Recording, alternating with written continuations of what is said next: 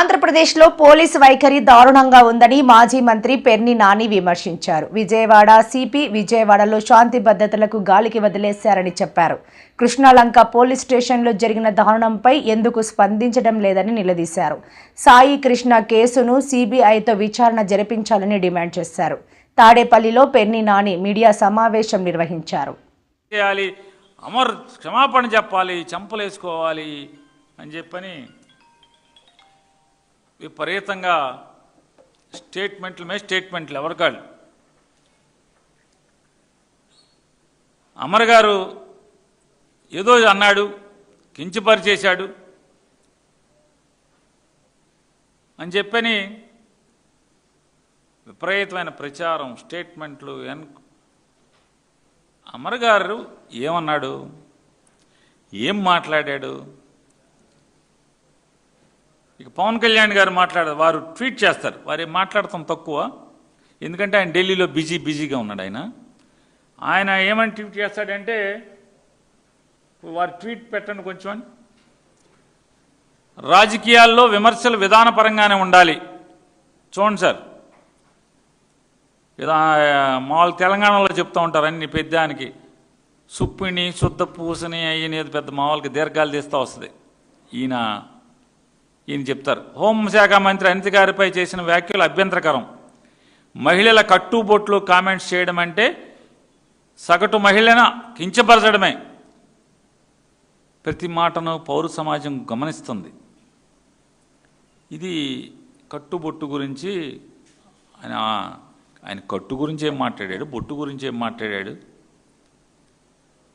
అమర్ మాట్లాడింది ఏంటి? మితిమీరిన మేకప్ గురించి మాట్లాడాడు. ఎందుకు మాట్లాడాడు ఆయన? అనిత గారు నోరు పారేసుకోబట్టి. ఇది సమాజం. ఇప్పుడు కట్టుబొట్టు అంటే ఆవిడ కూడా సాంప్రదాయబద్ధంగా పవన్ కళ్యాణ్ గారు చెప్తున్నారు, కట్టుబొట్టు విమర్శించారు. కట్టుబొట్టును విమర్శించలా, మరి వారు కూడా సాంప్రదాయబద్ధంగానే ఉండాలి కదా, సాంప్రదాయబద్ధంగానే ఉండాలి కదా. వారు రాజకీయాల్లో కొద్దిమందికి కొన్ని బలహీనతలు, కొన్ని క్రానిక్ డిసీజెస్ ఉంటాయి. ఆ క్రానిక్ డిసీజుల్లో ఒక డిసీజ్ ఏంటంటే ఓరల్ డయేరియా. వారి నోట్లోంచి మాటలు విపరీతంగా లూజుగా వస్తాయి, లూజ్ మోషన్ లాగా. ఎంత మాట పడితే అంత మాట మాట్లాడతారు ఎవరినైనా. సభ్యత, సంస్కారం, మరి ఇది అనొచ్చా అనకూడదా అనే విచక్షణ లేకుండా మాట్లాడతారు. మాట్లాడుతూ వారు మాత్రం సమాజం నుంచి మాత్రం మర్యాద, మన్నన, గౌరవం కోరుకుంటారు. ఇది ఎంతవరకు ధర్మం? అద్దాల మేడలో కూర్చుని జనం మీదకి రాళ్ళేస్తే, సమాజం మీదకి రాళ్ళేస్తే రాళ్లే తిరిగి వస్తాయి కదా. పవన్ కళ్యాణ్ గారు, లోకేష్ గారు, మీరు ఒక అద్దాల మేడలో మగ మనిషిని కూర్చోబెట్టి సమాజం మీదకి రాళ్లే ఇస్తే కంకర రాళ్లే తిరిగి వస్తాయి. అద్దాల మేడలో ఒక మహిళని కూర్చోబెట్టి సమాజం మీదకి రాళ్లేస్తే రాళ్లే వస్తాయి తప్పితే. లోకేష్ గారు,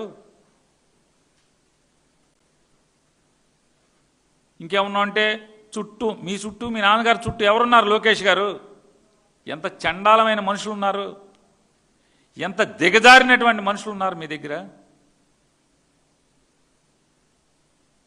ఎవరు మీ చుట్టూ ఉన్నవాళ్ళు? ఎవరు? మీరు మాట్లాడతారు.